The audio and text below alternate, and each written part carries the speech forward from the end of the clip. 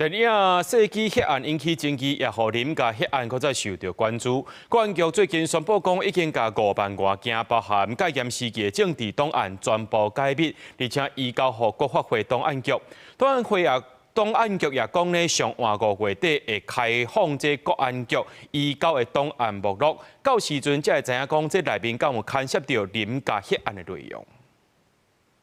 今年电影世纪血案是引发争议，嘛，互林体血案搁一摆受到关注。公安局最近宣布讲，已经甲51133件，包括戒严时期的政治档案拢总解密，而且移交予国发局档案局。外界好奇真相敢是要出来啊？因为这批档案数量很庞大，所以进来局里面之后，我们会加速的去做一些点收、整理、除虫菌，到底有没有林义雄相关的一些新的一些档案的出现？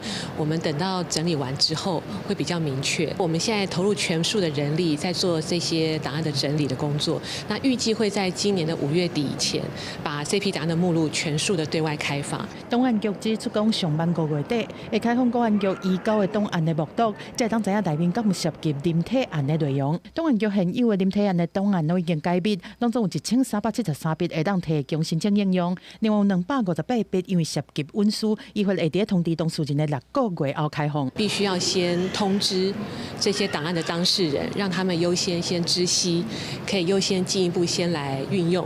看档案，预定在今年的12月跟明年6月以前分2批，好对外开放。根据公安局的说明，最近几年拢总已经解密含移交14万外件的档案，包括情报机关、情报局的业务资料、关联案件人员的资料等等。或者认为公安局作为权时期上悬的政治单位，愿意放出相关档案，对推动转型正义有重大意义。他带头做这个动作。